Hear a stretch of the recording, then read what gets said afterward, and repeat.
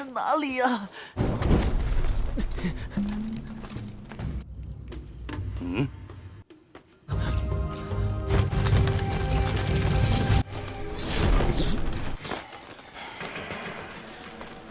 跟紧了。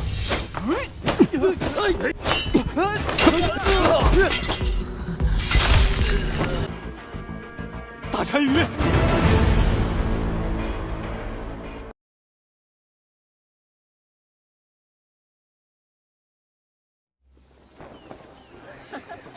哇，你看这个东西好啊，走瞧一瞧，看一看喽。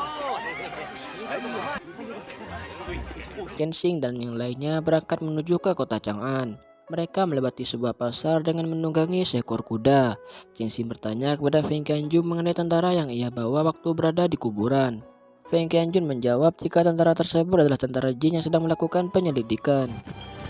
后来派了这一队人来探查。 Lalu Kensing melihat topeng hantu yang dibawa oleh Xiang Shu. Lantas ia pun bertanya mengapa Xiang Shu pergi ke kuburan tadi malam. Xiang Shu menjawab jika dirinya hanya lewat dan akan pergi ke kota Chang'an. Kemudian terjadi perdebatan di mana Xiang Shu berkata jika dirinya akan membalas budi kepada Kensing. Akan tetapi datang Feng Qianjun mendamaikan keduanya. Setelah itu mereka pun memutuskan untuk pergi ke kota Chang'an bersama-sama.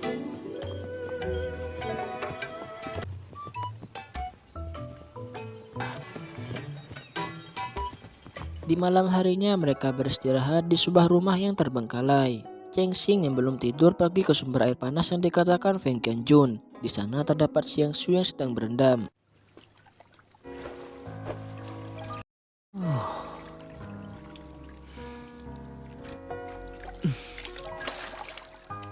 Kemudian Xiang Shu bertanya mengenai tujuan Kensing pergi ke kota Chang'an.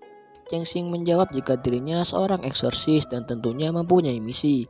Xiang Shu yang sudah selesai berendam pergi dari sana dan menyuruh Kensing untuk mencari guardian lain saja. Mendengar itu Kensing menjadi kesal. Di keesokan harinya mereka melanjutkan perjalanan ke kota Chang'an. Namun sebelum masuk ke gerbang kota, Xiang Shu memilih untuk berjalan kaki. Ia khawatir mereka akan mendapat masalah jika ia menaiki kudanya, karena kuda yang ia tunggangi adalah milik tentara Qin. Lalu mereka pun masuk ke gerbang kota.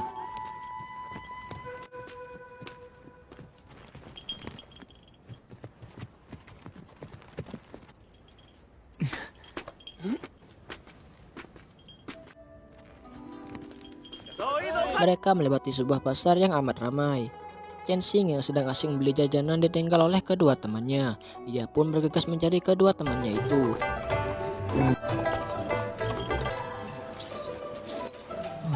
Dan secara tidak sengaja menabrak seorang perwira bernama Tobayan. Lantas ia pun meminta maaf kepada Tobayan. Setelah itu ia bertemu dengan kedua temannya. Kemudian Feng Qianjun menawarkan tempat tinggal kepada Kensing. Namun Kensing berkata jika dirinya mempunyai teman lama di kota tersebut.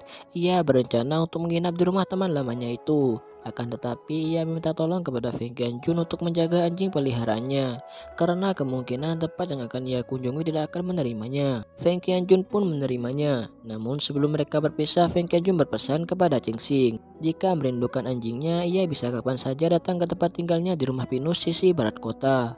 Dan setelah itu mereka pun berpisah. Tinggallah Kensing dan Xiang Shu. Mereka yang dari awal tidak akur memutuskan untuk berpisah. Lalu mereka pun berjalan sendiri-sendiri. Tidak berselang lama Kensing yang tersesat bertemu lagi dengan Xiang Shu. Namun tiba-tiba Xiang Shu membawa Kensing pergi ke suatu tempat. 我迷路了吗？那我另找条路走。这条路又不姓陈，不许我走。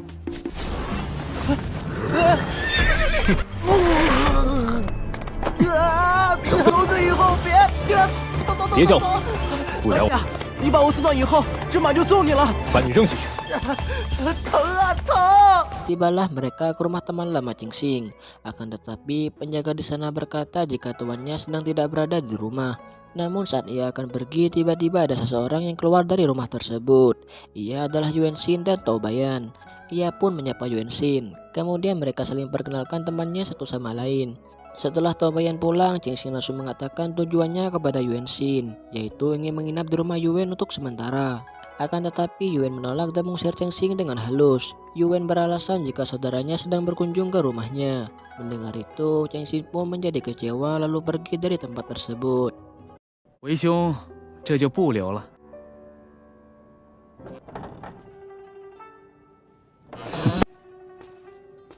Saat di perjalanan, Cheng Xing bertemu kembali dengan Tobayan. Tobayan ingin berteman baik dengan Cheng Xing. Sebagai tanda pertemanan, Tobayan memberikan sebuah cincin kepada Cheng Xing. 小人身份低微， 得知贤弟也是宇文大人的好友，可否来日贤弟勿说此言？这是一件不值一作为信物送与贤弟。谢谢拓跋兄好意。嗯，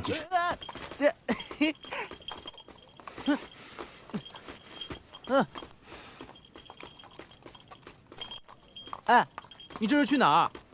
Malam harinya, Xiang Su mengajak Cheng Xing menyelinap ke sebuah istana. Di sana terdapat banyak tentara yang sedang berpatroli. Mereka berjalan mengendap-endap ke dalam istana. Kemudian Xiang Su menerobos paksa dan menghajar beberapa tentara yang sedang berjaga.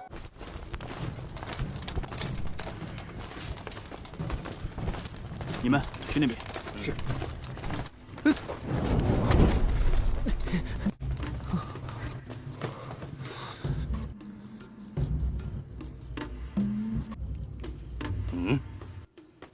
来者何人？此地禁止闲人。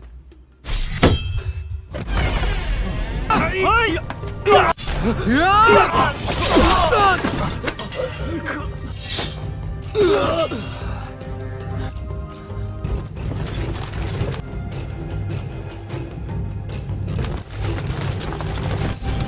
怎么会有这么多侍卫？你要做甚？跟紧了。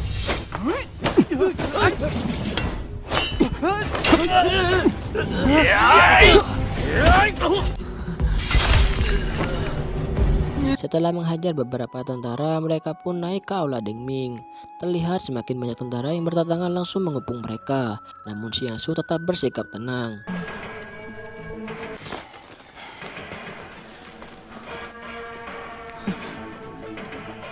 Lalu Xiang Su berkata jika pertahanan kekaisaran sangat lemah dan ia juga memanggil nama Kaisar Pujian. Kaisar pun memanggil Xiang Su yang masih memakai topeng dengan sebutan Sulukong. Xiang Su pun membuka topengnya.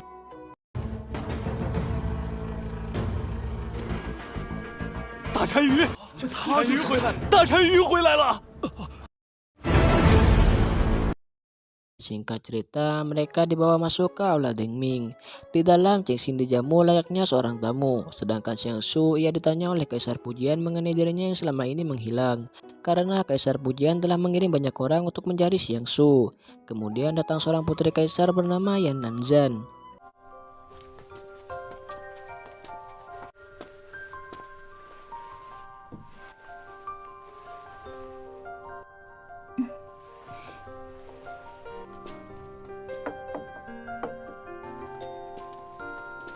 Setelah itu, Xiang Su pun menceritakan alasan dirinya menghilang. Jika beberapa waktu yang lalu ia dipenjara karena tahun lalu ia pergi ke selatan untuk melacak musnah suku Valenus, dan ia juga menceritakan mengenai mayat yang menjadi hidup hanya dalam waktu semalam. Setelah selesai berbicara, Xiang Su memanggil pelayan untuk mengantar Cheng Xing beristirahat. 请。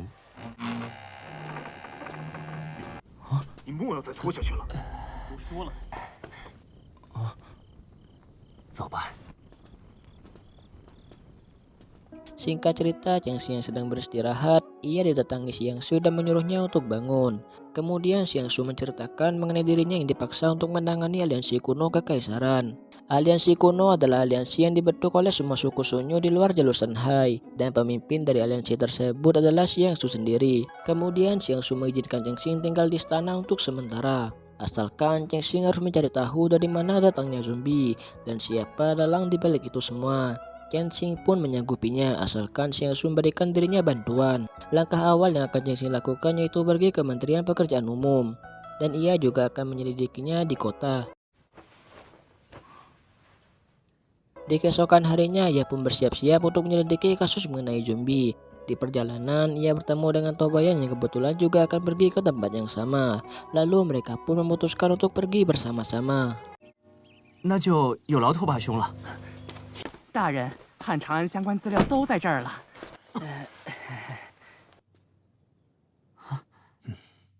Di tempat lain, Xiang Su sedang beristirahat, didatangi Putri Yanan dan membawakannya beberapa pakaian. Sedangkan Cheng Xin dan Tobayan menemukan sedikit petunjuk yang mengarah ke rumah pinus di barat kota. Lalu ia teringat kepada Feng Qianjun yang pernah mengatakan tempat tinggalnya di rumah pinus. Kemudian Cheng Xin menyalin gambar peta di kertas lain. Ia memutuskan untuk pergi ke rumah pinus. Namun sebelum pergi ke rumah pinus, ia mendatangi Xiang Su terlebih dahulu. Ia melaporkan petunjuk yang ia dapatkan kepada Xiang Su, dan sebelum Cheng Xin pergi, ia diberi pakaian baru oleh Putri Yanan. Namun Cheng Xin yang sedang terburu-buru tidak menerimanya. Di malam harinya, Cheng Xin pergi ke rumah pinus. Sesampainya di sana, ia heran karena rumah pinus yang dimaksud adalah sebuah bank. Ia pun berkeliling mencari pintu masuk.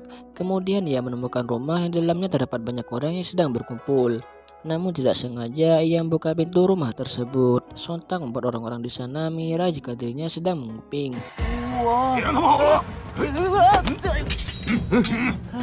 Namun Feng Qianjun menenangkan teman-temannya. Kemudian Cheng Xin dipersilahkan masuk dan diperlihatkan kakak dari Feng Qianjun bernama Feng Qianyi. Mereka sedang mendiskusikan tentang pemberontakan. 接下来由舍弟朝各位介绍上京这一路愿大帝的宣谕人心不齐力不均。如今宣谕人早已怨声载道，盘根错节，恐怕是摇摇欲坠了。情况正是如此。接下告辞。 Setelah semuanya bubar, Feng Qianyi berbincang-bincang dengan Cheng Xin. Ia memperkenalkan dirinya kakak dari Feng Qianjun. Feng Qianyi mengira jika Cheng Xin akan datang bersama dengan Xiang Su. Lalu Feng Qianyi menyuruh Feng Qianjun untuk mengambilkan sebuah pedang. Feng Qianyi berkata kepada Cheng Xin jika dulu keluarganya juga pernah menjadi seorang eksorsis. Kemudian ia menanyakan apakah Cheng Xin mengetahui pedang milik keluarganya. “